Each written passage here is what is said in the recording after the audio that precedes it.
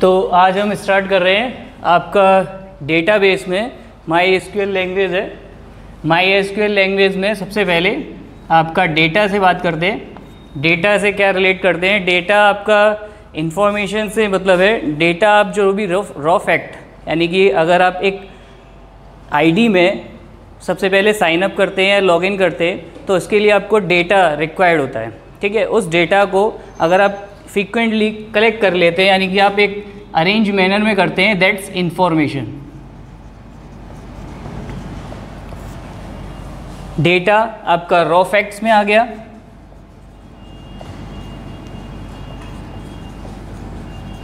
Then आपका ये आपका मैनर में, ठीक है। अगर आप इसी मेथड को अगर आप रिलेशन करके करेंगे RDBMS, तो ये आपका हो जाता है रिलेशनल डेटाबेस मैनेजमेंट सिस्टम, ठीक है। अब इसमें आप स्टार्ट करते हैं कि आपके डेटाबेस की आपको क्या ज़रूरत पड़ती है और आपका ये डेटा एक एग्जांपल के तौर पे लेते हैं। सबसे पहले आपका डेटा, देन आपका प्रोसेस, देन आपका इंफॉर्मेशन। सबसे फर्स्ट डेटा, अगर आप एक स्टूडेंट हैं और उसमें अगर आप जो भी पर्सनल आपकी इन्फॉर्मेशन है, जैसे आपका admission number, name, father's name, mother's name, that's it, ये सारी चीज़ें आपकी होती हैं डेटा। अगर आप उसको अरेंज मैनर में पूरा कंप्लीट करके रखते हैं, दैट इज़ प्रोसेस, और वही सारे डेटा आपको प्रोसेस मैनर में अगर आप रखते हैं, दैट्स इंफॉर्मेशन। और इसी को पूरे को अगर आप अरेंजमेंट करके रिलेशन करके रखते हैं, एक टेबल से दूसरी टेबल को मैनेज करना, तो उसका वो आपका होता है रिलेशनल डेटाबेस मैनेजमेंट सिस्टम।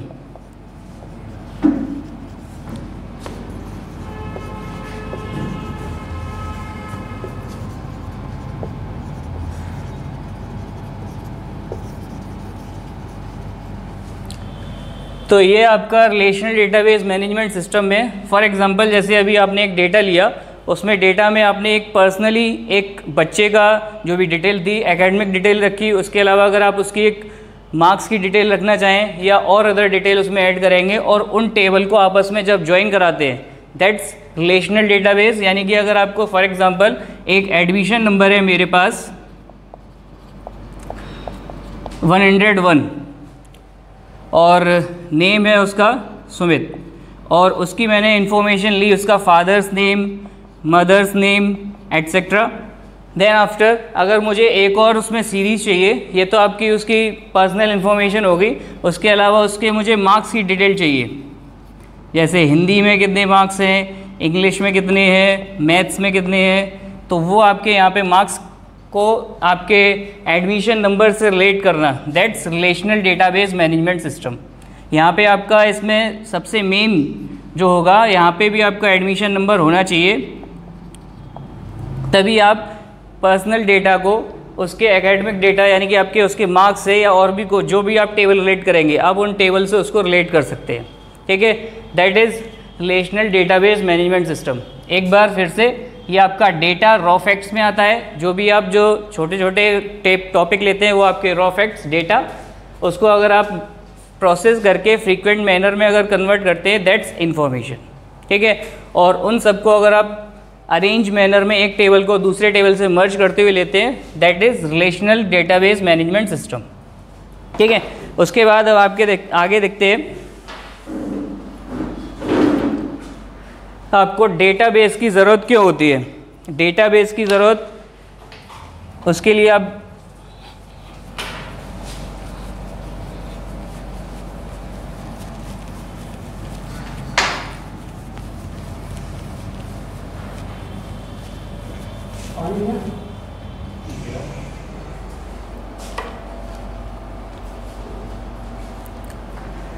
इसमें सबसे फर्स्ट पॉइंट है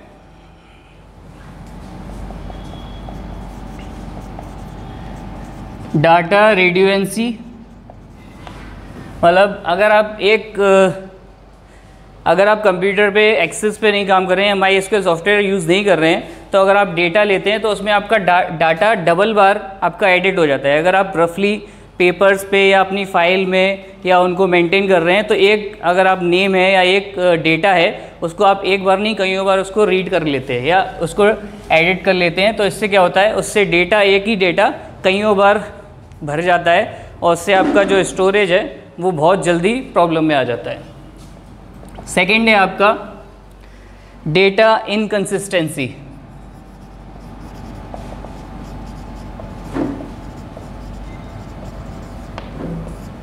मतलब यहाँ पे आपका एक डेटा दूसरी टेबल से रिलेट करता है, अगर आप एक डेटा अगर आप गलत कर देंगे तो उसमें सारा डेटा गलत हो जाता है और आप अपनी फाइल को फाइंड आउट नहीं कर पाते इजीली। नेक्स्ट थर्ड है आपका lack of data integration.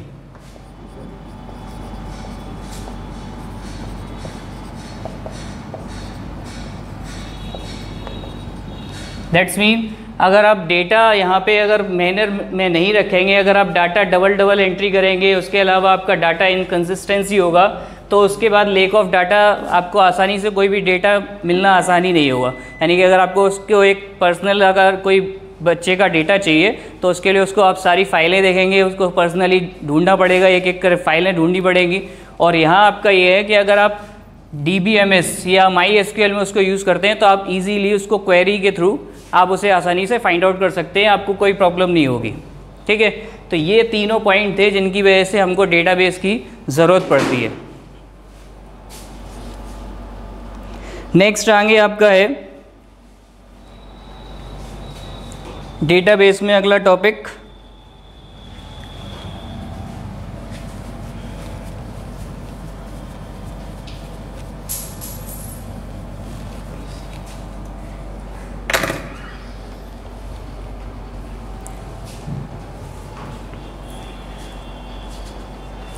defining the database।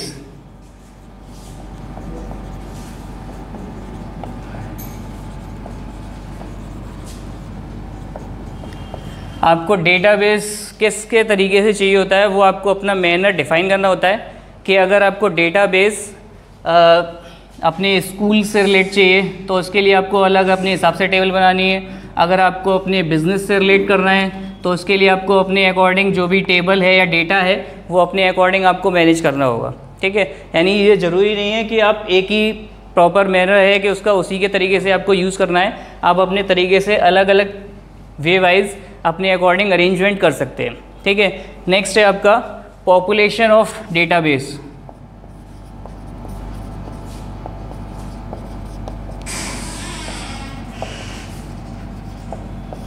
Population of database में आपका ये है कि अगर आप डेटाबेस को यूज़ कर रहे हैं तो एक लिमिट होती है हमारे सॉफ्टवेयर की कि आप इतने डेटा आप उसमें फीड कर सकते हैं। अगर आपको उससे एक्सेस चाहिए तो उसके लिए आपको चार्जेस पे करने होंगे। जैसे फॉर एग्जांपल अगर आप स्कूल्स का अगर देखें तो उसमें SMS भेजने के, अगर आप बच्चे ज़्यादा हैं, आपके पास 4-5 हज़ार है, 10,000 बच्चे हैं, तो उनको अगर आपको SMS भेजना है, बल्क में भेजना है, तो आपके पास जो इन्फॉर्मेशन है उसके लिए आपको SMS एक दिन में या तो 100 कर सकते हैं, कंपनी जो बाउंडेशन रखती है। अगर आप उससे एक्सेस करते हैं तो उसके लिए आपको बल्क मेल करने के लिए या बल्क में SMS करने के लिए एक पैकेज लेना होता है, उसके थ्रू आप उसको कर सकते हैं। तो यहाँ पे आपको पॉपुलेशन ऑफ डेटाबेस यानी कि आपको जो डेटाबेस है वो आपकी पॉपुलेशन के अकॉर्डिंग होता है, यानी कि आप जितना उसमें डेटाबेस यूज़ करेंगे उसके अकॉर्डिंग आप अपने आप को बल्क में रखना चाहें बल्क में, या नॉर्मल लेना चाहें नॉर्मल, जैसे ही आप यूज़ करना चाहें। उसके बाद नेक्स्ट है आपका मैनिपुलेटिंग।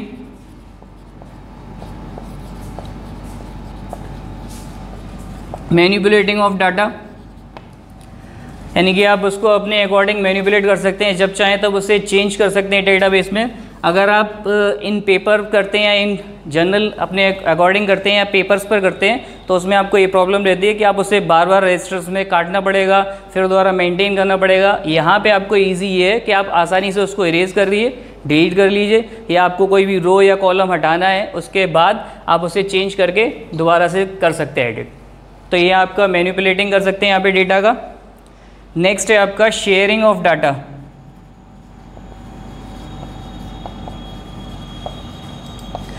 यानी कि अगर आपको पहले के टाइम में क्या होता था कि आपको रजिस्टर अपना पूरा किसी दूसरे व्यक्ति को देना है कि भाई उसको हमें इन्फॉर्मेशन प्रोवाइड करानी है, तो उसके लिए आपको शेयर करना पड़ता था, तो पूरा आपका डेटा वो ले जाता था। लेकिन यहाँ इजी ये है कि आप अपने शेयरिंग करके अपने कंप्यूटर से या अपने मोबाइल से या अपने पेन ड्राइव जैसे भी आप सहूलियत समझें उसको आप अपने डेटा को शेयर कर सकते हैं, दूसरे को दे सकते हैं उसका अपना डेटा, तो आपके पास भी वो डेटा रहेगा और दूसरा भी उसको आसानी से उसको यूज़ कर पाएगा। तो ये आपका sharing of data. Then protecting of data.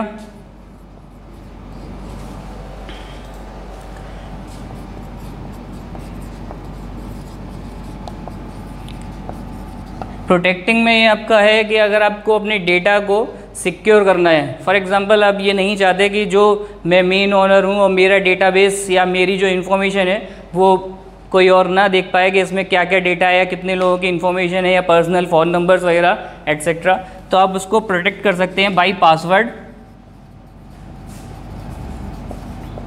Password लगा के केवल जो मेन ओनर है वही उसको यूज़ कर सकता है या वही पासवर्ड के थ्रू अपना डेटाबेस चेक कर सकता है, अदरवाइज उसको फिर वो कोई और उसको यूज़ नहीं कर पाएगा। तो इस तरह से आपका ये डेटाबेस यहाँ से इसलिए भी सिक्योर है, और अगर आपका पर्सनल अगर आप पेपर वर्क में रखते हैं तो वो सिक्योर भी नहीं रहता है, प्रोटेक्टिंग भी नहीं रहता है। नेक्स्ट है आपका maintaining the database. Last, maintaining the database.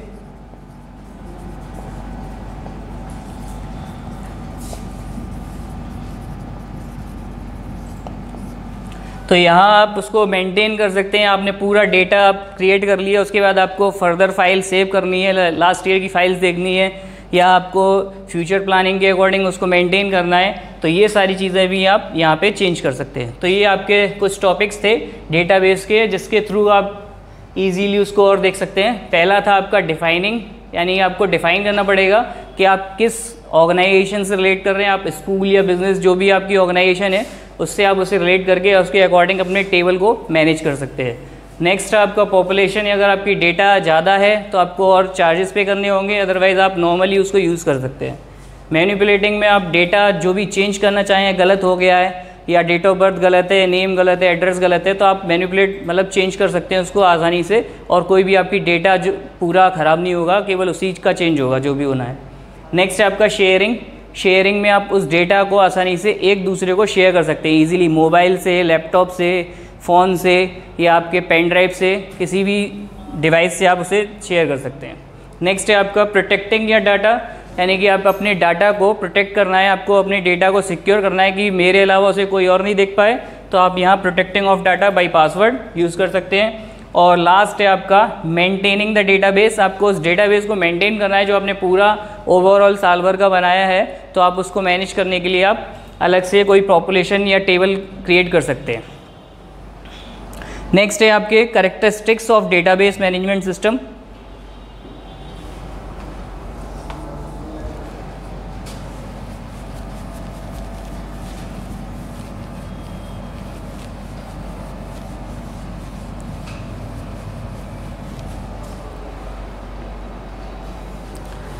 Characteristics में भी वही सेम चल रहा है।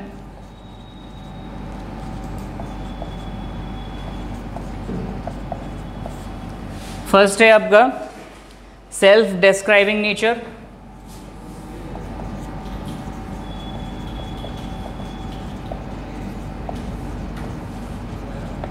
जो आपका डेटा है वो आप अपने अकॉर्डिंग सेल्फ डिस्क्राइब कर सकते हैं। नेक्स्ट है आपका प्रोग्राम और data installation.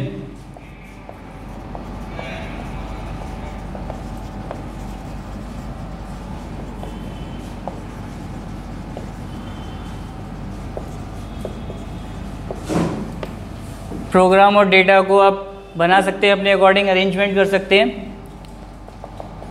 Next third, sharing of data.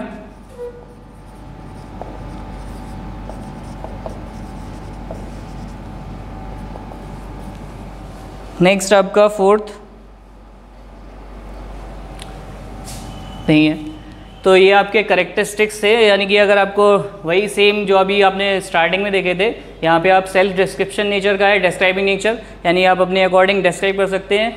Installation between program and data, यानी कि अगर आपको डेटा और प्रोग्राम में मैनेजमेंट करना है तो आप अपने अकॉर्डिंग उसको मैनेज कर सकते हैं, आपको कितनी टेबल चाहिए, कितना डेटा उसमें फीड करना है। और उसके अलावा लास्ट है शेयरिंग ऑफ डेटा, यानी कि अगर आपको डेटा शेयर करना है एक जगह से दूसरी जगह या उसको कहीं और भेजना है तो आसानी से आप शेयर कर सकते हैं। ये थे आपके डेटा के कैरेक्टरिस्टिक्स। अब नेक्स्ट है आपका टाइप्स ऑफ RDBMS यानी डेटाबेस के आपके टाइप्स।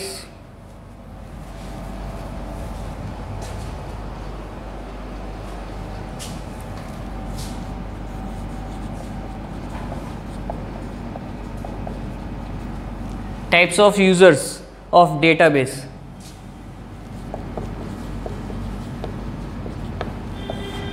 कौन कौन से टाइप्स के आपके यूज़र होते हैं? अगर आप एक डेटाबेस आपने बनाया है तो उसमें मेनली 4 तरह से डेटाबेस यूज़ किए जाते हैं। सबसे पहला है आपका एंड यूज़र।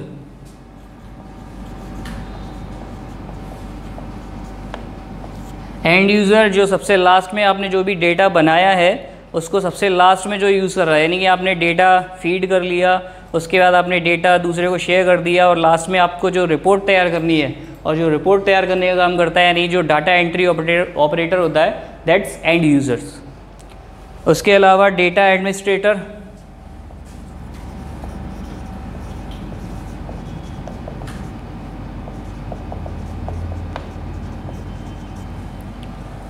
डेटा एडमिनिस्ट्रेटर मतलब जो मेन ओनर है, जिसने आपको उसमें की एक होती है, मतलब अगर आप उसे लॉगिन करेंगे तो लॉगिन के लिए आपको लॉगिन आईडी और पासवर्ड चाहिए। तो जो आपका एडमिनिस्ट्रेटर है जिसने उसको साइट को या उस सॉफ्टवेयर को परचेज़ किया है, तो आपको एक लॉगिन आईडी और पासवर्ड होता है उसके पास, वो मेन एडमिनिस्ट्रेटर है, उसके अलावा उसको कोई एक्सेस नहीं कर सकता। तो वे आपका मेन है, सबसे फर्स्ट भी कह सकते हैं इसे, ठीक है। इसके बाद नेक्स्ट है आपका एप्लीकेशन प्रोग्रामर।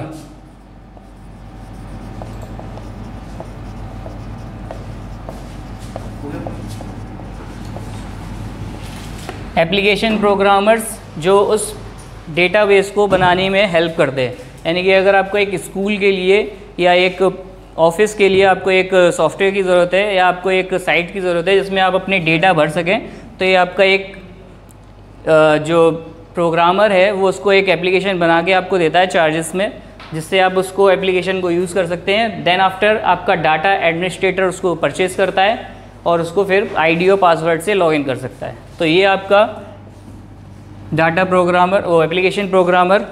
और आपका सिस्टम एनालिसिस्ट,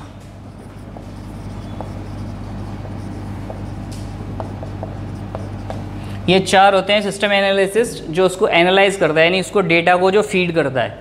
तो यहाँ पे अगर आप यहाँ सीरीज़ वाइज में देख के, तो सबसे पहले आपका जो प्रोग्रामर है उसने आपका एक प्रोग्राम बनाया जिसमें आप डेटा स्टोर कर सकते हैं। देन आफ्टर आपका डेटा एडमिनिस्ट्रेटर, जिसने उसको परचेज़ किया कि भाई हाँ मुझे अपने स्कूल या अपनी ऑर्गेनाइजेशन के लिए उस डेटा की स्टोरेज की ज़रूरत है, तो उसने उसको परचेज़ किया सॉफ्टवेयर को। उसमें आपके आईडी लॉगिन आईडी होगा और आपका पासवर्ड होगा, जो आपका 1 ईयर के लिए होता है, जिसके बाद आपको उसको रिन्यू कराना होता है। That's data administrator. उसके बाद आपका सिस्टम एनालिस्ट, जो आपका यूज़र होता है एक तरह से, या एक तरह से कह सकते हैं डाटा ऑपरेटर।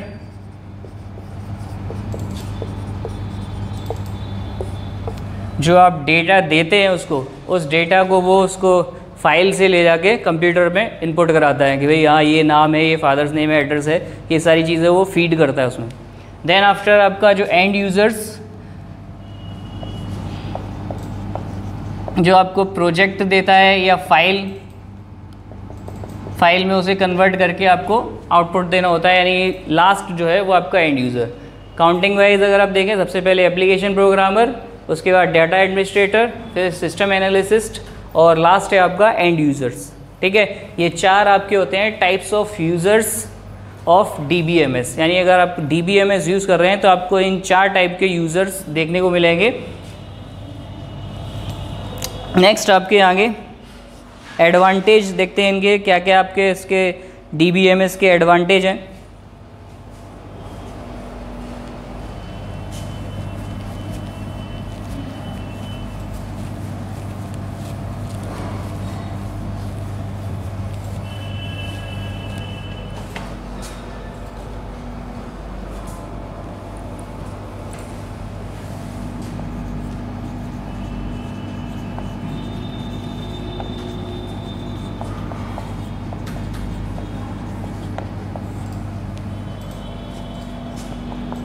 एडवांटेज में सेम वही पहले रिडक्शन ऑफ रिड्यूएंसी,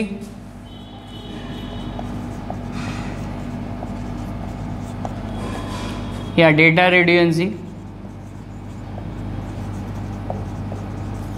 यानी कि आपका जो डेटा था, अगर आप इसका DBMS का यूज़ करते हैं तो इससे पहला फ़ायदा ये है कि आपका जो डबल डेटा या आपको एक डेटा आप 4 5 बार लिख लेते थे, वो केवल एक बार ही इनपुट होगा। अगर आप सेकंड टाइम इनपुट करेंगे तो अपने आप शो करा देगा ये फाइल ऑलरेडी एग्जिस्ट है। ठीक है, तो इससे आपका ये पहला एडवांटेज है, आप डेटा रिड्यूएंसी बच जाएगा आपका, यानी कि आपका जो स्टोरेज है वो आपका बहुत कम होगा फिल। नेक्स्ट है आपका इम्प्रूव कंसिस्टेंसी।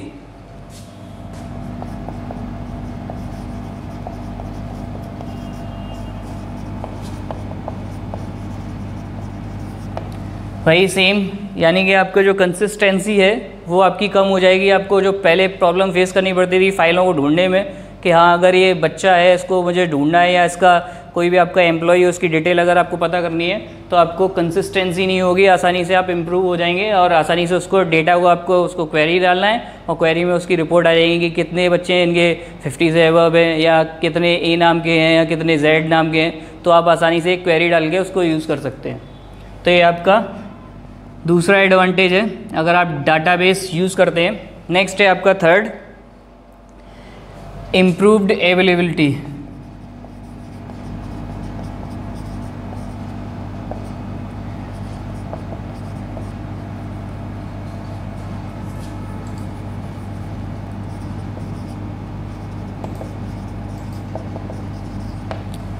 यहाँ आपको जो भी डेटा है वो आपको हर टाइम अवेलेबल रहेगा, यानी कि आपके कंपनी में अगर 4 एम्प्लॉई हैं तो हर बार रजिस्टर इधर उधर घुमाने की ज़रूरत नहीं पड़ेगी। आपको वो डेटा आपके कंप्यूटर में या लैपटॉप में आप आसानी से हर समय आपके पास अवेलेबल रहेगा, चाहे जहाँ आप उसे ईजीली चेक कर सकते हैं। तो यहाँ से आपका इम्प्रूव अवेलेबिलिटी, अगर आपका ऑन रजिस्टर्ड होता तो आपको एक जगह से दूसरी जगह पास कराना पड़ता, तो वहाँ आपको दिक्कत होती है। यहाँ से आपका इम्प्रूवेबिलिटी, यानी कि आप आसानी से कहीं से भी उसको यूज़ कर सकते हैं। नेक्स्ट है आपका फोर्थ, सिक्योरिटी।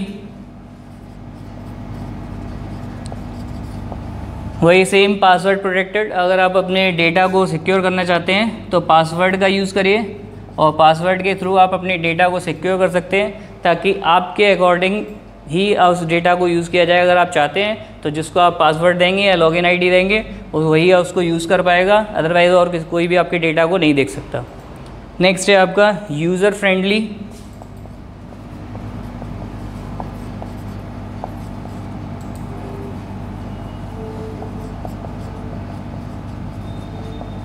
यूज़र फ्रेंडली मतलब कोई भी इजीली यूज़ कर सकता है। आप इजीली उसको जो भी लॉगिन करिए स्टार्टिंग में, और लॉगिन आईडी पासवर्ड के बाद आप जो भी डेटा उसमें देखना चाहते हैं तो इजीली आप क्वेरी करके उसे आप यूज़ कर सकते हैं। तो इसलिए इतना टिपिकल नहीं है और आसानी से आप उसको यूज़ करके यूज़र फ्रेंडली भी है। तो आपका DBMS या आप यूज़र फ्रेंडली में भी यूज़ कर सकते हैं। मतलब आप कोई भी जो अननोन पर्सन है वो भी अगर आप उसे बता देंगे कि इस तरह से आपको लॉगिन आईडी पासवर्ड इनपुट कराना है और इस तरह से आपको टेबल निकालनी है और क्या क्वेरी निकालनी है, वो आसानी से उसको यूज़ कर सकता है। ठीक है, तो ये आपका यूज़र फ्रेंडली है। ये थे आपके टॉपिक जो एडवांटेज ऑफ DBMS हैं। नेक्स्ट है आपका, जब एडवांटेज हैं तो डिसएडवांटेज भी होंगे, तो उसमें आपके जो लिमिटेशन है, क्या क्या प्रॉब्लम्स आती हैं आपके DBMS में।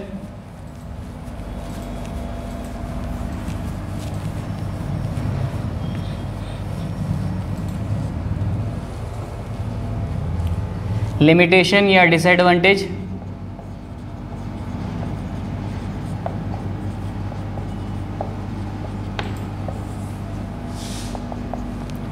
लिमिटेशन में सबसे पहला है आपका हाई कॉस्ट।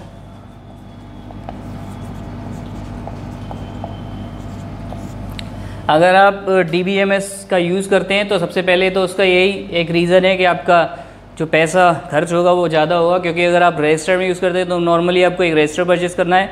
अगर आप DBMS यूज़ करते हैं तो उसके लिए आपको सेटअप लगाना पड़ेगा, कंप्यूटर या लैपटॉप, उसमें मेन सर्वर होगा, क्लाइंट होगा, बहुत सारे और भी कंप्यूटर्स लगाने पड़ेंगे। उसके बाद आपको सॉफ्टवेयर परचेज़ करना होगा, और सॉफ्टवेयर परचेज़ करने के बाद भी उसको एक डाटा एंट्री ऑपरेटर रखना होगा जो डाटा को फीड करेगा पर डे या पर week wise.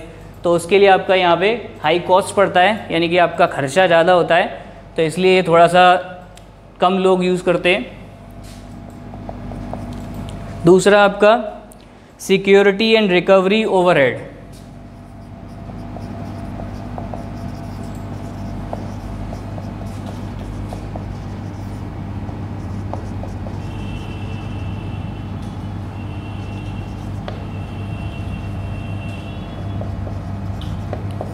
Security and recovery overhead, अगर आपका डेटा आपके कंप्यूटर में या लैपटॉप में सेव है और फॉर एग्जांपल अगर उसमें कुछ भी प्रॉब्लम आ जाती है या हार्ड डिस्क क्रैश हो जाती है, तो आपका जो डेटा है तो आपका रिकवरी करने में और सिक्योरिटी में अगर ये है कि अगर आपका पासवर्ड प्रोटेक्टेड है, आप पासवर्ड उसका खुद भूल गए या आपको लॉगिन आईडी नहीं याद है, तो उस कंडीशन में आपका सिक्योरिटी और रिकवरी में उसमें खर्चा हो जाता है कि आपको उसको हार्ड डिस्क को कहीं और दूसरे के लेके जाना पड़ेगा, उससे फिर वो पासवर्ड ब्रेक कराना होगा, या अगर आपकी हार्ड डिस्क ख़राब हो गई है तो उसको रिकवरी के लिए आपको चार्जेस पे करने होंगे। आफ्टर दैट वो आपका डेटा सारा निकाल के देगा, क्योंकि विदाउट अगर आपने कंप्यूटर में सेव कर रखा है तो डेटा के बिना कुछ नहीं हो सकता।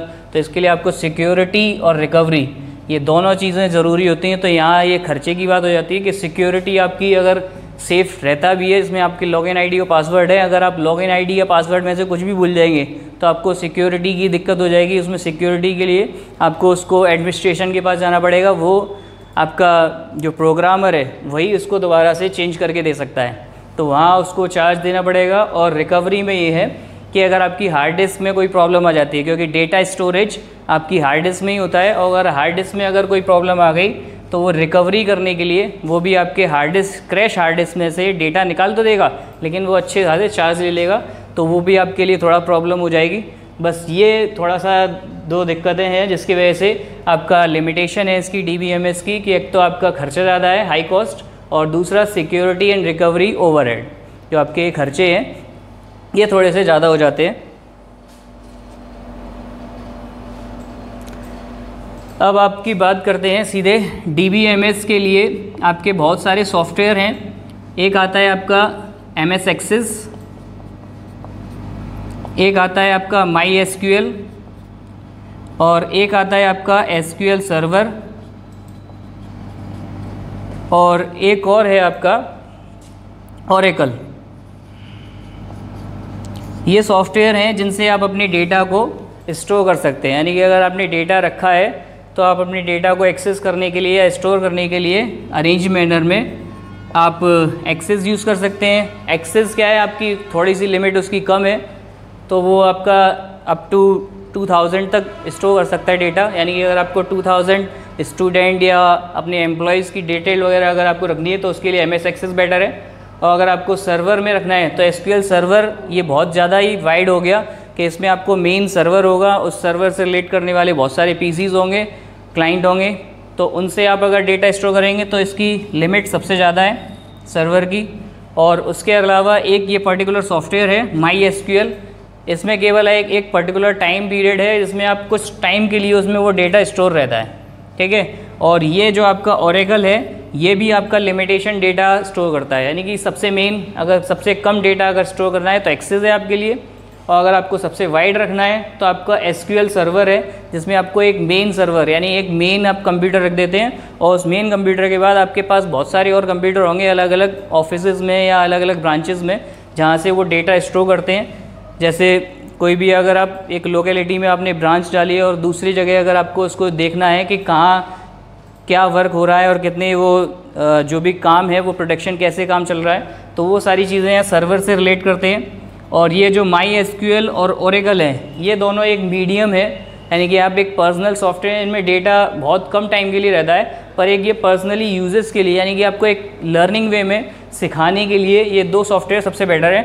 तो हम इसमें सबसे पहले स्टार्ट कर रहे हैं, जो हमारे सिलेबस के अकॉर्डिंग है वो है MySQL, ठीक है। तो इसमें MySQL में क्या क्या और कैसे यूज़ किया जाता है।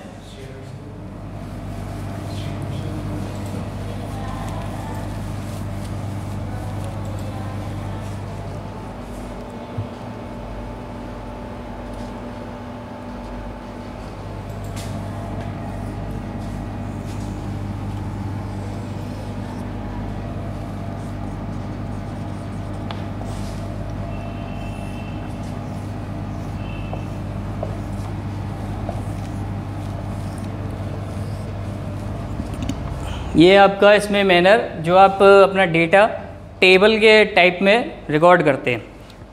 इसमें टेबल में जो आपके रो और कॉलम होते हैं,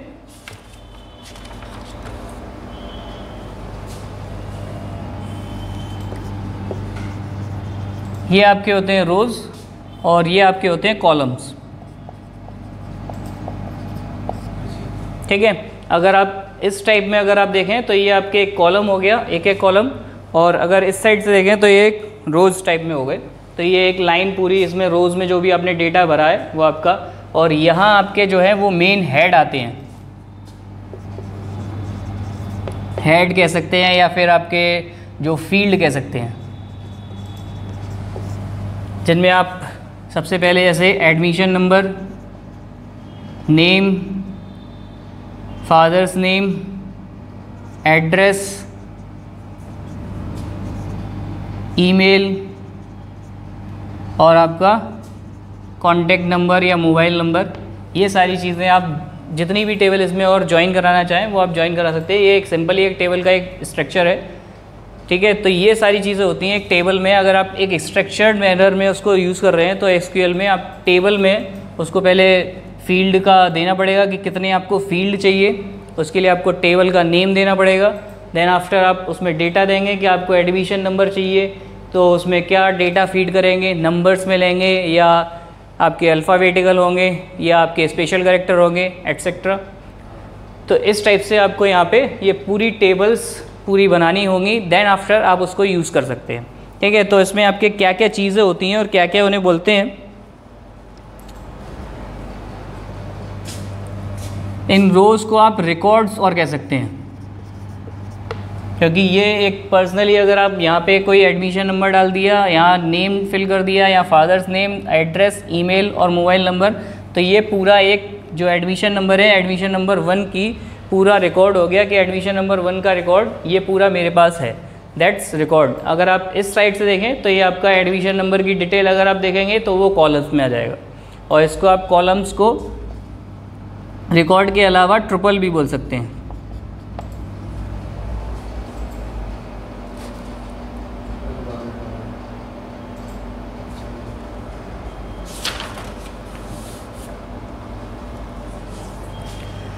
इसी में आपका डिग्री और आता है, डिग्री और एक आपका कॉर्डिनैलिटी।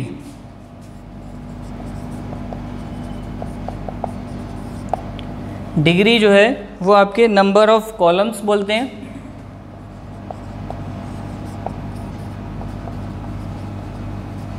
और ये आपके नंबर ऑफ, हाँ, अब आपका जो कल का टॉपिक था माई एसक्यूएल, उसी में हम आगे देखते हैं जो टेबल का स्ट्रक्चर क्रिएट कर रहे थे कि टेबल आपको यहाँ बनानी है कि टेबल में क्या क्या चीज़ें आप कैसे कैसे शो कराएंगे।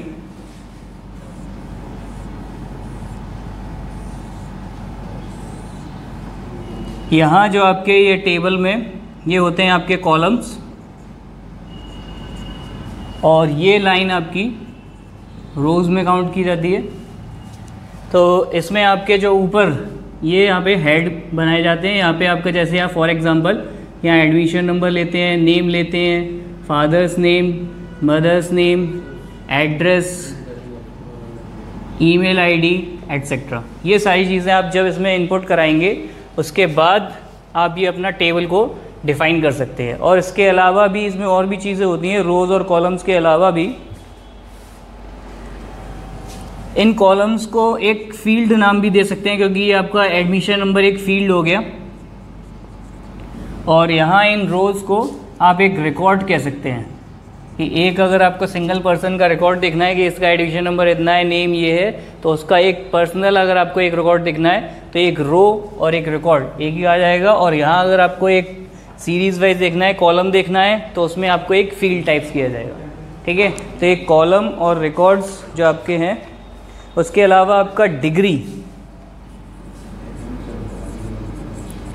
एक डिग्री होता है आपका और एक होता है आपका कॉर्डिनैलिटी।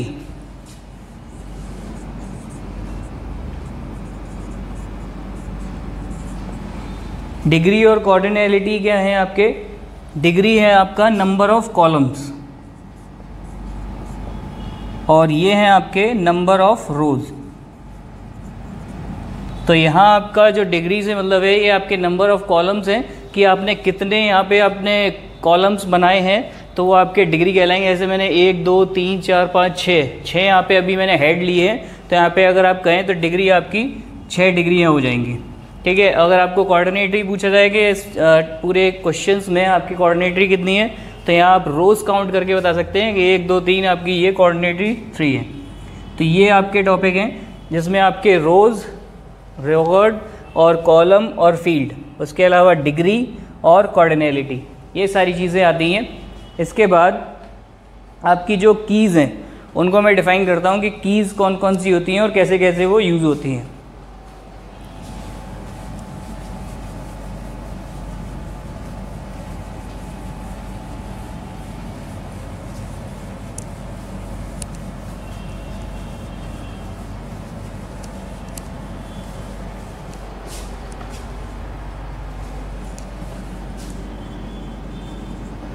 कीज़ में सबसे पहले प्राइमरी की वो सारी कीज़ जो आप एक टेबल को मैनेज करने के लिए यूज़ कर सकते हैं, या कह सकते हैं ये एक यूनिक की होती है। यानी कि फॉर एग्ज़ाम्पल प्राइमरी की में आप ले सकते हैं एडमिशन नंबर या एम्प्लॉय नंबर, या फिर उसके अलावा आप और भी जो आपकी ऑर्गेनाइजेशन है उसके अकॉर्डिंग आप ईमेल आईडी ले सकते हैं, क्योंकि ये भी आपके ज़्यादातर यूनिक ही होते हैं। मोबाइल नंबर के अलावा एक आपका एड्रेस, ये भी आप डिफरेंट होते हैं, कुछ ही कॉमन मिलेंगे, ज़्यादातर आपके ऐसे ही अलग अलग मिलेंगे। तो ये इस तरह से आप इनको प्राइमरी की में यूज़ कर सकते हैं। अब प्राइमरी की से फ़ायदा क्या है? प्राइमरी की से ये फ़ायदा है कि फॉर एग्ज़ाम्पल मैंने एक टेबल बनाई है जिसमें आपका एक टेबल 1 और एक है आपकी टेबल 2। इसमें मैंने एडमिशन नंबर से रिलेटेड इंफॉर्मेशन ली है। यहाँ पे name, father's name, mother's name और एड्रेस, ये सारी चीज़ें यहाँ पे मैंने फिल की हैं एक स्टूडेंट की। और उसके बाद उस टेबल में एडमिशन नंबर दूसरी टेबल में भी मैंने लिया है, और उसके अलावा उसकी इन्फॉर्मेशन ली है, जैसे सब्जेक्ट वाइज मार्क्स उसमें कैलकुलेट किए हैं अलग अलग।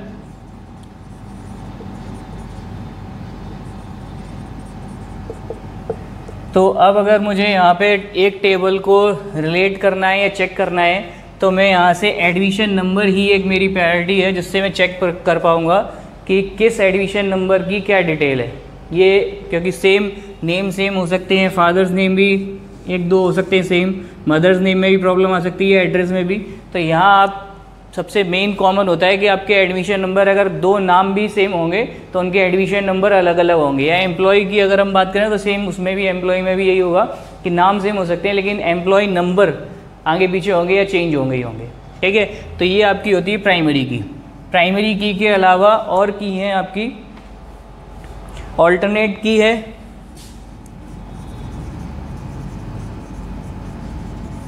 एक आपका कैंडिडेट की है, एक आपका फॉरेन की है।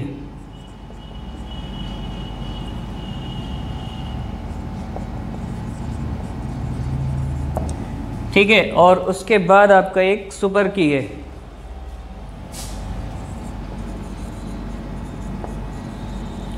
अब ये और कौन कौन सी कीज़ होती हैं? कैंडिडेट की वो सारी कीज़ जो आप प्राइमरी की बना सकते हैं, जैसे एडमिशन नंबर, ये सारी चीज़ें जो मैंने दी, इनमें से मैं जितनी भी, इनमें से कोई एक को मैं प्राइमरी की बना सकता हूँ। तो वो सारी कीज़ जिनको मैं प्राइमरी की बना सकता हूँ, all the keys which we make primary key. ठीक है, तो प्राइमरी की अगर फॉर एग्जांपल मैंने यहाँ पे एक ईमेल, ये मैंने सेलेक्ट कर लिया, ये आपका कैंडिडेट की है, और कैंडिडेट की को मैंने प्राइमरी की बना दिया है एक ये। उसके बाद जो बची हुई की होती हैं वो होती हैं आपकी ऑल्टरनेट की। आफ्टर सेलेक्टिंग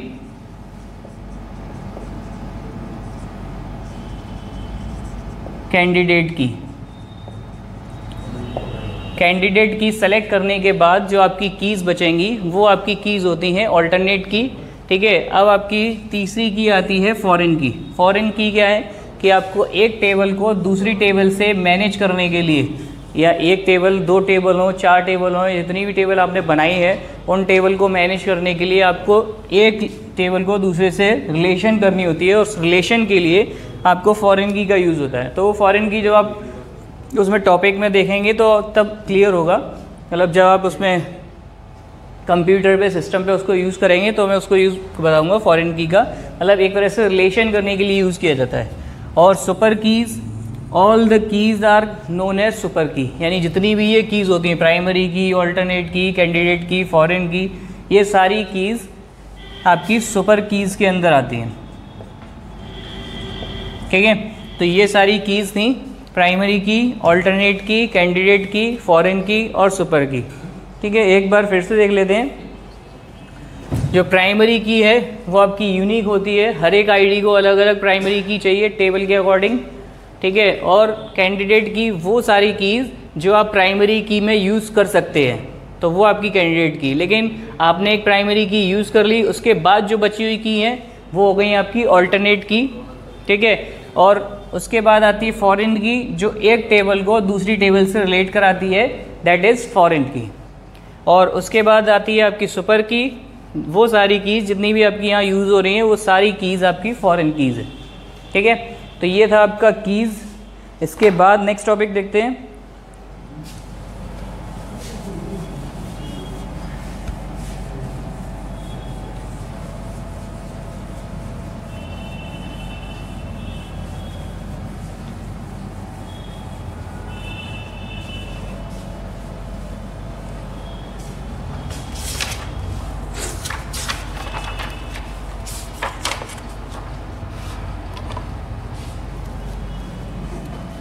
अब इसके बाद आपका जो इसमें आगे है, पहले आपको एक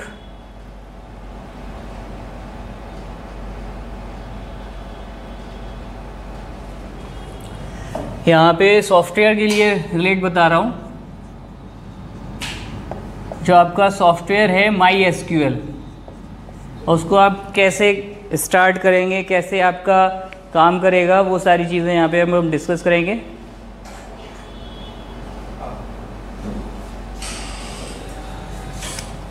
SQL को बोलते हैं स्ट्रक्चर्ड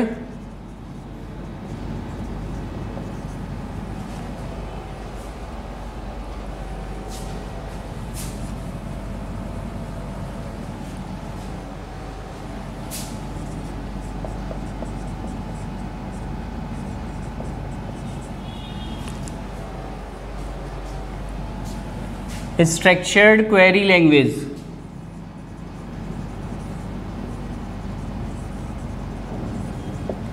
ये आपका SQL का फुल फॉर्म है। अब SQL के लिए आपको यहाँ सबसे पहले एक, या तो आप डायरेक्ट ही सर्च कर सकते हैं MySQL, और MySQL अगर आप सर्च करेंगे तो उसमें आपके जो मेनली सॉफ्टवेयर है, एक तो आपका MySQL सॉफ्टवेयर आपको चाहिए, उसके अलावा एक आपका नेट सॉफ्टवेयर होता है, net.in करके आएगा एक सॉफ्टवेयर, सबसे पहले वही इंस्टॉल कराना होगा, उसके बाद MySQL इंस्टॉल कराएंगे। और उसके बाद आपके और भी इसमें ऑल्टरनेट कनेक्टर होते हैं,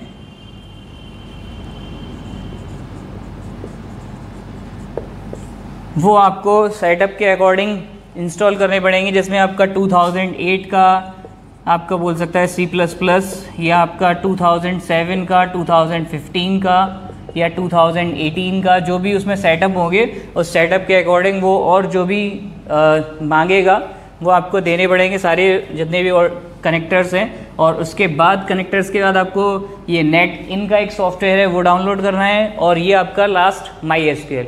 ये सारे सॉफ्टवेयर आपको डाउनलोड करने के बाद तब आप उसे स्टार्ट कर पाएंगे। और ये सारे सॉफ्टवेयर आपको अवेलेबल हैं, मैंने खुद प्रोवाइड कराए हैं, तो आप वहाँ से चेक कर सकते हैं, अदरवाइज़ मैं फिर से आपको प्रोवाइड करा सकता हूँ ये सारी चीज़ें। और या फिर आप नेट पे भी सर्च कर सकते हैं, तो नेट के थ्रू भी आपको ये सारे सॉफ्टवेयर अवेलेबल होंगे, ठीक है।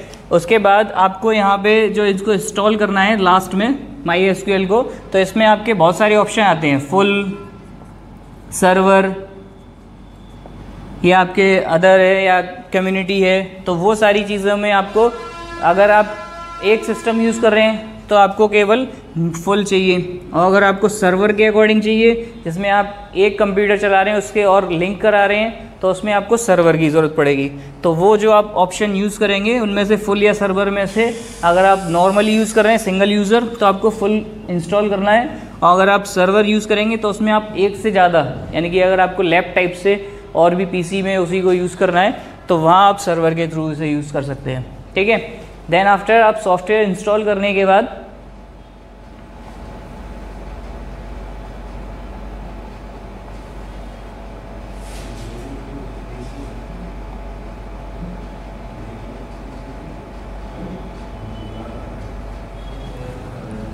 सॉफ्टवेयर इंस्टॉल करने के बाद वहाँ पे आपका एक पासवर्ड से स्टार्ट होता है, ये आपका डॉस प्रॉम्प्ट होता है, यानी डिस्क ऑपरेटिंग सिस्टम।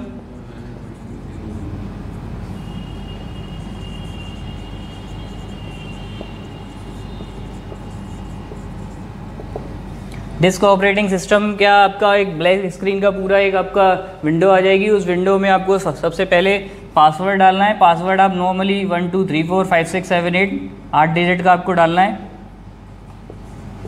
पासवर्ड डालते ही आपका वो सिस्टम उसको स्टार्ट कर देगा, और स्टार्टिंग में आपका यहाँ साइड में लिखा रहता है MySQL, और उसके बाद अपनी कमांड से आप वो स्टार्ट कर सकते हैं। ठीक है, अब इसमें कमांड्स के भी कई टाइप्स हैं, कमांड्स को भी आप डिफरेंट वे में यूज़ कर सकते हैं। तो सबसे पहले कमांड्स की बात करते हैं। अगर आपने इंस्टॉल कर लिया सॉफ्टवेयर, देन आफ्टर आप उसे कैसे यूज़ करेंगे।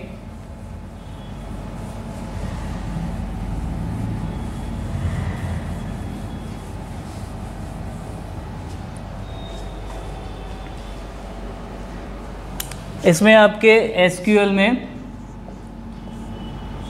टाइप्स ऑफ कमांड, कमांड जो होती है आपकी यहाँ पे 4 टाइप्स की होती हैं। 4 टाइप की कमांड में सबसे पहले आता है आपका DDL कमांड, दूसरा आता है आपका DML,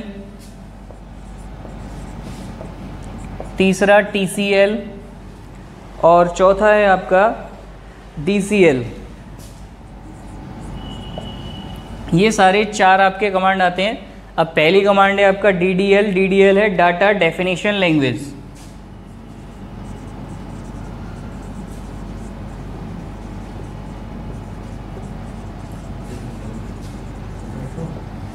डाटा डेफिनेशन लैंग्वेज। दूसरा है आपका data manipulation language.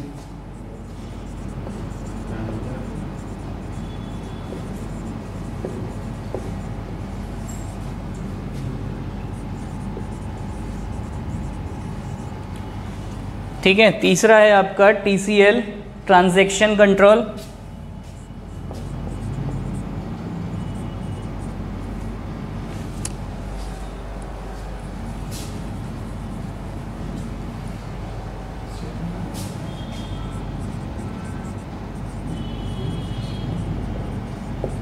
Transaction control, और चौथा है आपका DCL, डाटा कंट्रोल लैंग्वेज।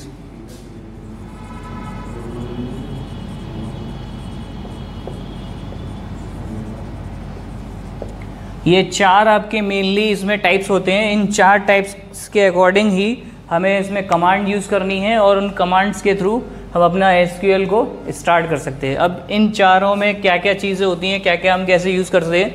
सबसे पहले आपका data definition language. Data definition language आपका स्ट्रक्चर के लिए यूज़ होता है।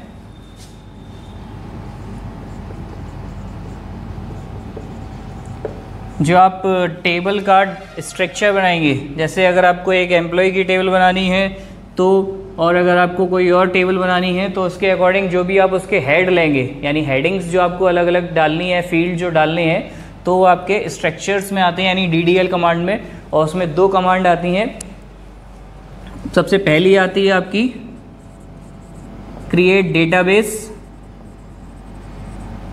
और एक आती है आपकी क्रिएट टेबल। ये 2 कमांड है।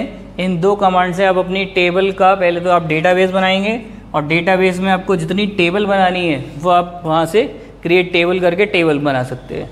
तो ये आपका स्ट्रक्चर्स बनाता है, यानी पहली जो आपकी कमांड है DDL data definition language. Next second है आपका DML डाटा मैनिपुलेटिंग लैंग्वेज। इसमें आप रिलेट करता है स्ट्रक्चर्स को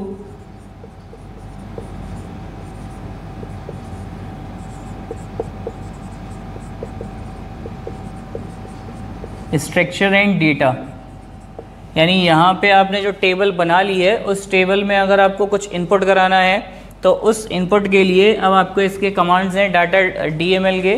तो आप DML में आप इंसर्ट इनटू यूज़ कर सकते हैं। ये आपका इंसर्ट इनटू करके जो भी आपको डेटा इनपुट कराना होता है वो आगे ब्रैकेट में आप इसमें यूज़ कर सकते हैं। एक तो ये है, उसके अलावा एक डिलीट कमांड है, एक आपका अपडेट कमांड है, ठीक है, ये सारी कमांड है। और एक आपका अगर आपने ये सारी टेबल बना ली है और उसके बाद आपको देखना है कि कितना मैंने क्या कर लिया है, तो उसके लिए आप सेलेक्ट करके उसको शो करा सकते हैं कि इतना आपने डेटा बना लिया है और क्या क्या उसमें सेव फाइलें हैं, तो वो सारी चीज़ें भी आप देख सकते हैं। तो ये थे आपके DML कमांड, यानी डाटा मैनिपुलेटिंग लैंग्वेज। जो आपने स्ट्रक्चर बनाया है उस स्ट्रक्चर को आगे कंटिन्यू करते हैं और उसमें डेटा को इनपुट कराने के लिए आप इंसर्ट कराते हैं सबसे पहले। उसके अलावा आपको अगर अपडेट करना है, चेंज करना है या फिर उसे डिलीट करना है तो वो कर लीजिए। आफ्टर दैट आप जो भी आपने पूरा बनाया है उसको देखना है तो यहाँ पे आपका सेलेक्ट यूज़ होगा, ठीक है। नेक्स्ट आपका थर्ड है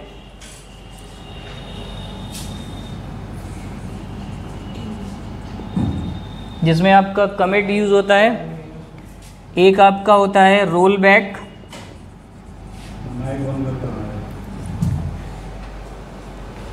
एक कमिट है, एक रोल बैक है और एक आपका सेव पॉइंट।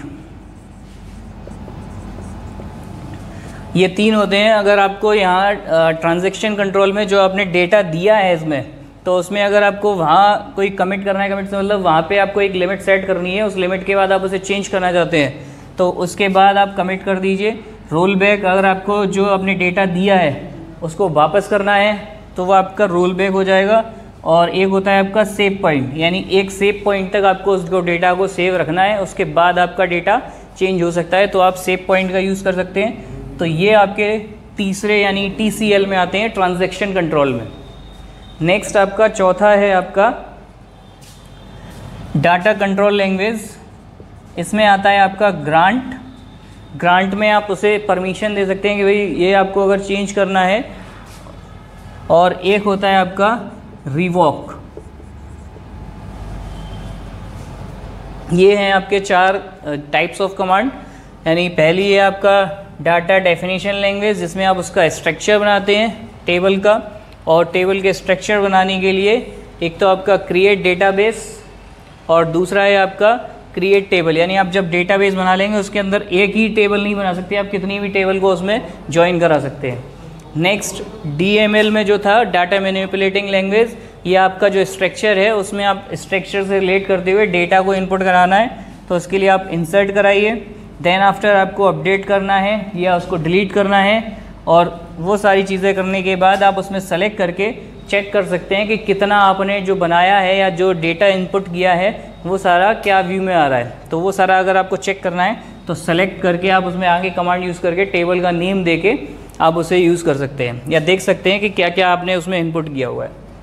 तीसरा जो है आपका TCL ट्रांजैक्शन कंट्रोल में मैंने बताया था, इसमें आप कमिट, रोल बैक और सेव पॉइंट है, यानी अगर आप एक सेव पॉइंट तक उसको डेटा को रखना चाहते हैं कि यहाँ से ऊपर जो मैंने डेटा सेव किया है तो वो एक लिमिट तक चेंज हो, उससे पीछे ना हो, तो वो आप सेव पॉइंट रख सकते हैं। रोल बैक, आपको पीछे कितने कमांड जाना है, यानी आपने कितने कमांड आगे दे दिए, यानी कितना डाटा भर चुके हैं और उसमें से आप वापस करना चाहते हैं तो रोल बैक।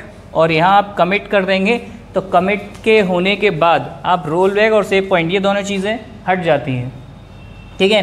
यानी कमिट क्या है, आप कमिट का मतलब है जितना भी आपने जो इनपुट कराया है वो आप कमिट कर दें कि हाँ ये ठीक है और आगे कंटिन्यू करना है। अगर आप कमिट ऑफ कर देंगे देन आफ्टर आप सेव पॉइंट और रोल बैक का यूज़ कर पाएंगे, ठीक है। और चौथा जो था आपका DCL, डाटा कंट्रोल लैंग्वेज, जिसमें आपका आता है एक ग्रांट और रिवोक, यानी आपको एक ग्रांट देनी है कि इस लिमिट तक आपको कोई भी चेंजेस नहीं करने हैं, और एक रिवोक में आपका वो डेटा आपको हटाना है, उसके ऑल्टरनेट में दूसरा आप यूज़ कर सकते हैं। ठीक है, तो ये सारे थे आपके टाइप्स ऑफ कमांड।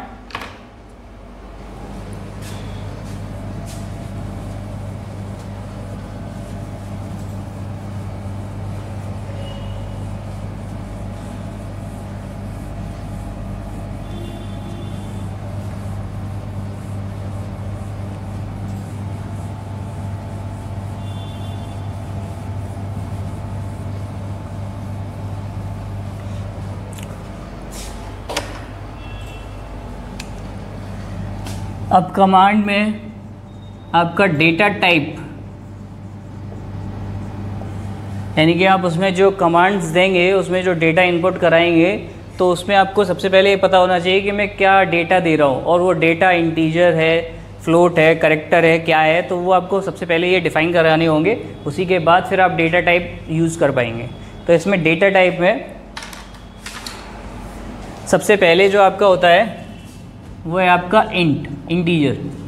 इंटीजर अगर आपको यूज़ करना है तो आप इंटीजर में आप कोई भी डिजिट में उसे यूज़ कर सकते हैं। 1 2 3 4 जितनी भी आपको डिजिट चाहिए, उसमें एक लिमिट है, आप यहाँ लिमिट दे सकते हैं कि जितनी भी आपको लिमिट चाहिए इंटीजर दे के, तो आप लिमिट के थ्रू अपने इंटीजर सेट कर सकते हैं। यानी कितनी डिजिट तक आपको, जैसे रोल नंबर लेते हैं तो उसमें इंटीजर लगेगा, या आप क्लास लेते हैं तो क्लास में आप कैरेक्टर भी ले सकते हैं और इंटीजर भी ले सकते हैं। ठीक है, इसके अलावा अगर आपको यही चीज़ें पॉइंट में चाहिए तो आपको चाहिए फ्लोट। तो फ्लोट में भी आपको यहाँ ब्रैकेट में देना होता है कि कितने डिजिट आपको चाहिए।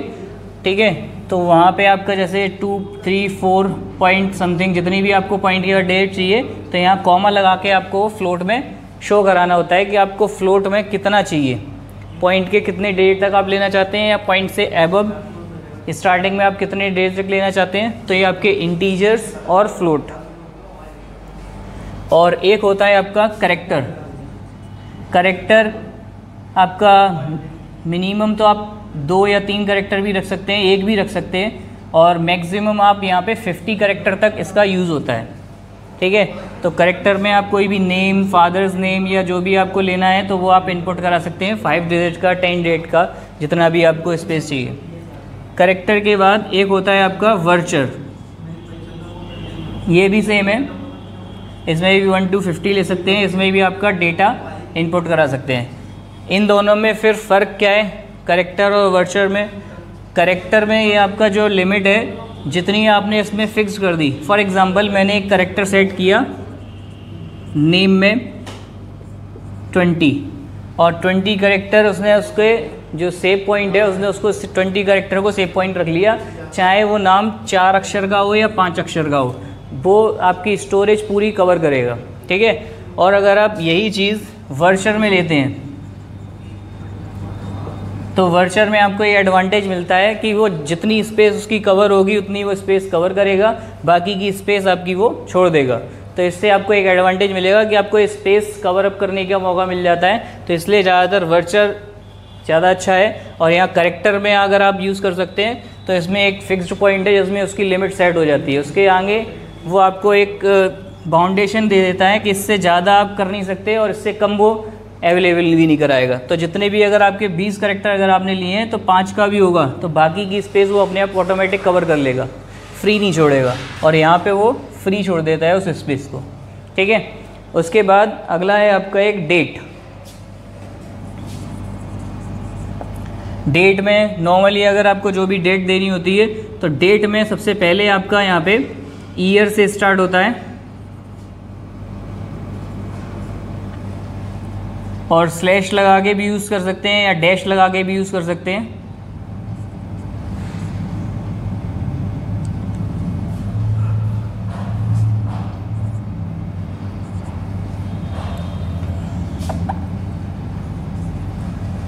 पहले आपका ईयर फिर मंथ और फिर डेट, इस टाइप से इसमें चलता है।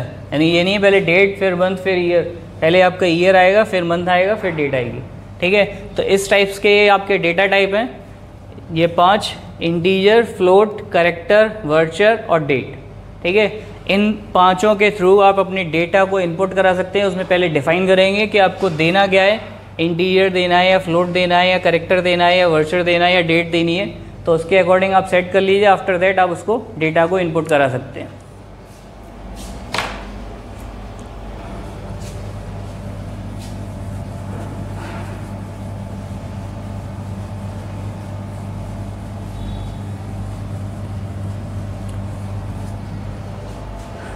नेक्स्ट आगे है आपका,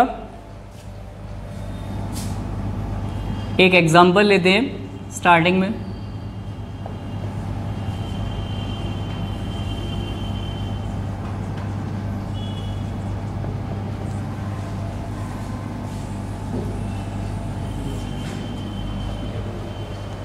एग्जाम्पल में स्टार्टिंग में जब आप सबसे पहले वही आपसे पूछेगा एंटर पासवर्ड। पासवर्ड आपसे पूछेगा जिसमें आपको 8 डिजिट का पासवर्ड उसको इनपुट कराना है। जब आप स्टार्टिंग में एसक्यूएल स्टार्ट करेंगे तो ब्लैक स्क्रीन में और ये आपके वाइट से जो कैरेक्टर है वो लिखे हुए आते हैं। ठीक है, उसके बाद आपका फिर स्टार्ट होगा तो वो आपका माई एसक्यूएल स्टार्ट करेगा इस तरह से। जब आप पासवर्ड डाल देंगे देन आफ्टर सबसे पहली कमांड इसमें आप यूज़ करेंगे क्रिएट डेटाबेस, जो भी नाम आप यूज़ करना चाहें। तो जैसे मैंने क्रिएट डेटाबेस कंप्यूटर के नाम से एक फ़ाइल बनाई, देन आपको सेमीकोलन हर बार लगाना ज़रूरी है इसमें। उसके बाद जब आप इसे एंटर करेंगे तो यहाँ पे आपको देगा क्वेरी ओके। उसके बाद फिर आपका यहीं स्टार्टिंग में आ जाएगा माई एसक्यूएल।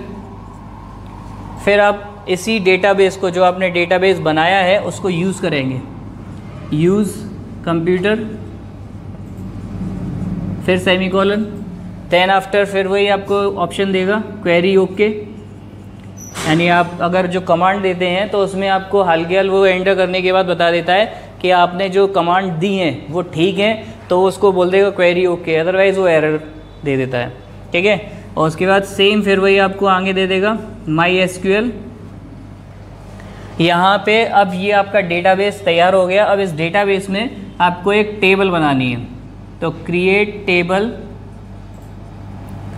जरूरी नहीं है कि जो आपने डेटाबेस बनाया है उसी नेम से मैं टेबल नहीं बना सकता, उस नेम से ही बना सकता हूँ।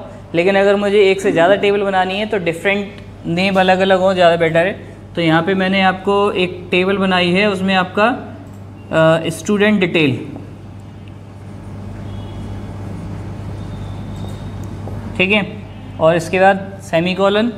सेमीकोलन में यहाँ पे आपको सेमीकोलन से पहले आपको इसमें स्टूडेंट डिटेल में क्या क्या डेटा टाइप चाहिए और क्या क्या कॉलम्स चाहिए, वो सारी चीज़ें आपको यहाँ पे दे रही होंगी। तो सबसे पहले यहाँ पे मुझे एक चाहिए रोल नंबर। रोल नंबर आपका होगा इंटीजर में, मींस डिजिट में, काउंटिंग में। ठीक है, उसके बाद कॉमा लगा के फिर अगला मुझे एक इसमें चाहिए नेम। नेम आपका होगा कैरेक्टर में, और कैरेक्टर में मैक्सिमम ज़्यादा से ज़्यादा 20 कैरेक्टर काफ़ी हैं, 20 कैरेक्टर का नाम होगा। ठीक है, 20 कैरेक्टर के बाद फिर comma, then after roll number हो गया, नेम हो गया। नेम के बाद मुझे यहाँ पे फादर्स नेम,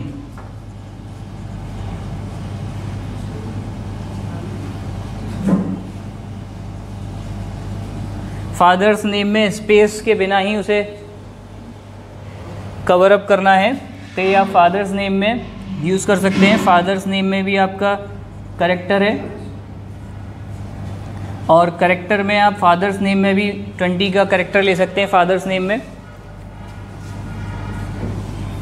फादर्स नेम के बाद एक आपका होता है मोबाइल नंबर। मोबाइल नंबर भी आपका इंटीजर में होगा, और यहाँ पे आप सेट कर दिए लिमिट देनी है, तो यहाँ पे आपको 10 डिजिट का आपको इंटीजर चाहिए। ठीक है, वैसे तो 11 इंटीजर वो अपने आप लेता है, लेकिन फिर भी मोबाइल नंबर में इंटीजर्स। मोबाइल नंबर के बाद आपका एक एड्रेस, एड्रेस होगा आपका कैरेक्टर में, और ये आपका रखता हूँ 40 में। ठीक है, उसके बाद आपको ब्रैकेट क्लोज करना है, देन सेमीकोलन।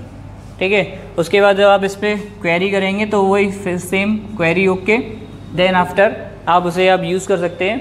क्वेरी ओके के बाद फिर आपका फिर वो MySQL करके शो करा देगा, ठीक है।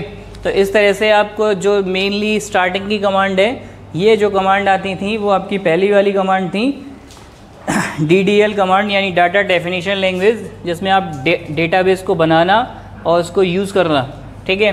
अब आपको अगर ये जो आपने बनाया है, तो अगर आपको देखना है कि ये जो मैंने बनाया है तो वो कैसा दिखता है, तो यहाँ पे आप लिखेंगे DESC डिस्क्राइब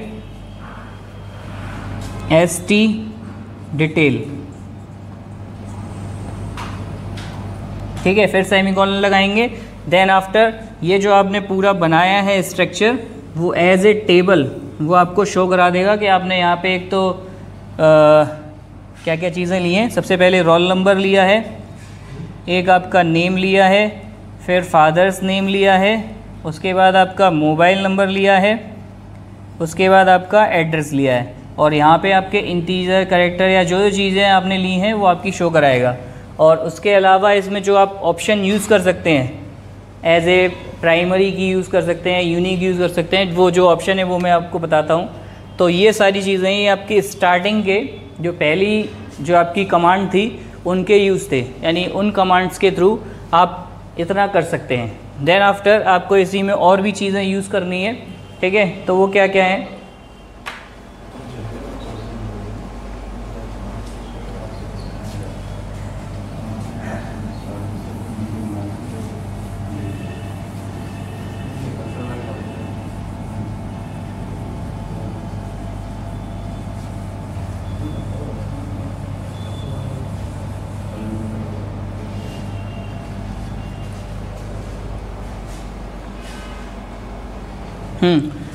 अब इसमें जो आप टाइप्स यूज़ कर सकते हैं अभी इसी में, वो क्या क्या यूज़ कर सकते हैं, तो पहले अभी इनके टाइप्स बताता हूँ, फिर उसके बाद आगे कराता हूँ। और ये जो कमांड है, इन सब कमांड्स को ऑन PC भी आपको बाद में बताऊँगा। पहले सारी कमांड्स आप ऑन बोर्ड देख लीजिए, उसके बाद आपको PC पर भी इन सब चीज़ों को दिखा दूँगा। तो इसमें सबसे पहले आप यूज़ करते हैं, कोई भी आपको प्राइमरी की देनी है, प्राइमरी की आप यूज़ कर सकते हैं। यहाँ पे एक यूनिक यूज़ कर सकते हैं, यूनिक की होती है। यूनिक के अलावा आपका एक नॉट नल यूज़ कर सकते हैं। एक आपका है डिफ़ॉल्ट, एक आप डिफ़ॉल्ट यूज़ कर सकते हैं, और एक आपका फॉरेन की, ये आप यूज़ कर सकते हैं, ठीक है। एक आपका चेक, ये यूज़ कर सकते हैं। तो ये सारी चीज़ें हैं जो आप इसमें और ऐड कर सकते हैं। जो अभी आपने टेबल बनाई थी, जैसे मैंने एक टेबल जो दूसरी बनाई, उस टेबल में स्टूडेंट डिटेल में किसी जैसे रोल नंबर को मुझे प्राइमरी की देनी है, ठीक है, क्योंकि वो प्राइमरी की होगी तभी मैं उसे फाइंड आउट कर पाऊँगा कि कौन सा टॉपिक अलग है और किस स्टूडेंट का क्या डेटा है। उसके अलावा यूनिक अगर देना है तो यूनिक में रोल नंबर में ही दे सकता हूँ, क्योंकि नेम में यूनिक नहीं दे सकता, क्योंकि ऐसा भी हो सकता है दो नेम सेम हो सकते हैं, तो इसलिए यूनिक नहीं हो सकता। यूनिक आपका रोल नंबर में ही इनपुट होगा। उसके अलावा नॉट नल दे सकता हूँ। नॉट नल में आपको एड्रेस में दे सकता हूँ कि एड्रेस किसी का नहीं छोड़ा जाए, एड्रेस सबको फिल करना है। उसके अलावा एक डिफ़ॉल्ट ऑप्शन दे सकता हूँ कि अगर आप यहीं इसी शहर से हैं तो आपको बार बार सिटी या शहर का नाम नहीं डालना पड़े, तो यहाँ पे आपका सिटी का नेम आपका डिफ़ॉल्ट में इन्वर्टेड कॉमा में इस तरह से मैं शो करा सकता हूँ, तो बाय डिफ़ॉल्ट आपका यूज़ हो सकता है, ठीक है। और ये फॉरेन की तो मैं इसको यूज़ करके बताऊँगा। चेक में आप सैलरी अगर आपने कोई बनाया है तो उसमें आप ग्रेटर देन और लेस देन करके चेक करना है कि कितनी सैलरी है, तो ये सारी चीज़ें मैं इससे यूज़ कर सकता हूँ। तो ये आपका इसमें आगे आपको मैं कंटिन्यू करके कल बताता हूँ, ठीक है।